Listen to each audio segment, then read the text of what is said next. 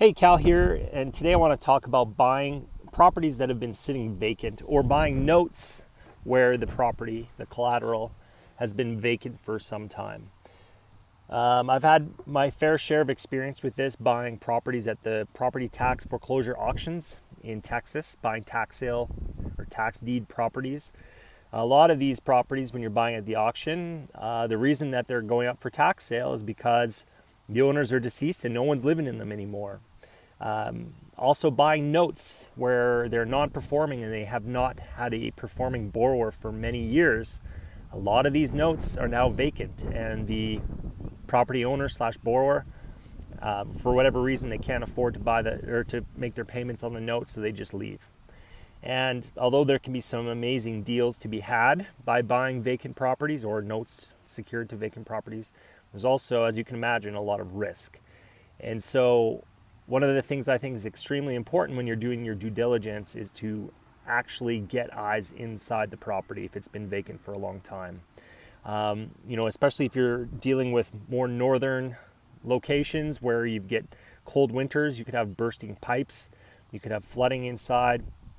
Obviously, you could have things like rodents and other creepy crawlies living in the property.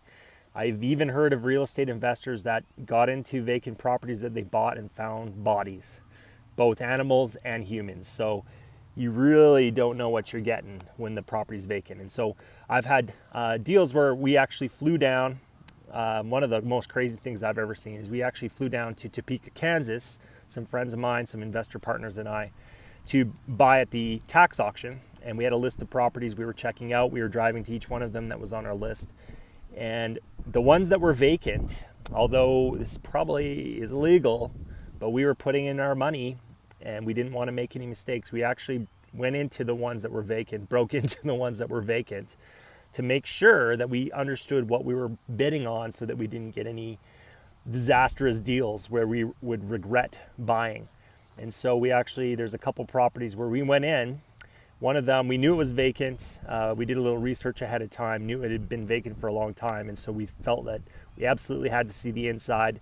Despite it being illegal, we went inside and it had been ransacked. One of them had been ransacked in the upstairs. We went down to the basement and there was 4 feet of black, disgusting, moldy water in the basement that had been sitting there for years. So we did not bid on that property. Another property in that same trip, we really loved the outside, the way the outside looked. I'd actually driven to it myself because I got there the day before all my friends got there. So I drove to the property and looked at it from the outside. It didn't need a roof. Almost all of the windows were good except for one cracked window and one that was open a little bit. The siding looked good. Pretty much everything from the outside looked very good. And then once my investor partners got there the next day, we actually decided that it would be worth it to see what was inside. And so we crawled through a back window, and thank goodness we did, because we noticed once we got inside that the entire hardwood flooring had cratered. There was a gigantic crater in the middle of the house where water damage, I guess another pipe leak, caused water damage to the point where the weight of the refrigerator and the couch that was left in there was too much. And all of the flooring, there was a giant hole in the middle of the kitchen and living room that you would not have been able to see by looking through the certain windows that we were able to look into. We didn't see it. So it was awful. And knowing that, we took our bid down. I think we still bid on it, but we dropped our bid by like $40,000 from what we originally thought we were going to be able to pay for it. Just because we managed to get inside and take a look at what we were bidding on.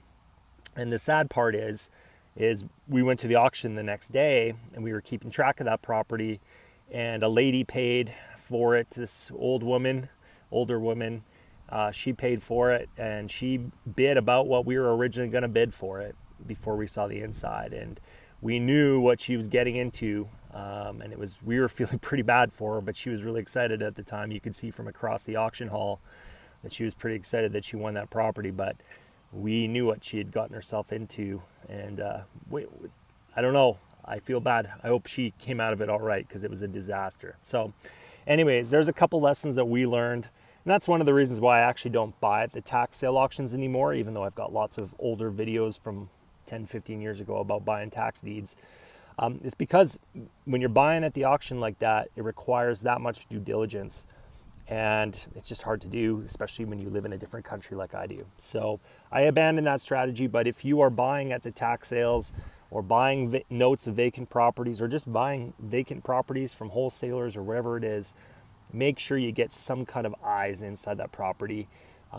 If you're buying by traditional methods, you'll have an inspection period. So you can get a property inspector in there. You should be able to get into the property by asking the seller.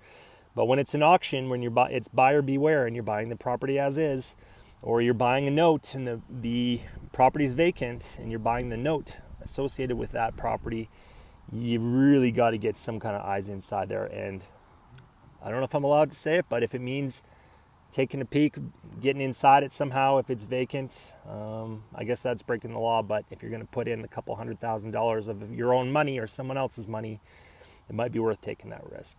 So my 2 cents on buying vacant properties. Have a good day. One more thing I thought I'd mention before I post this video about breaking into vacant properties. I'm sure not all of you agree with that.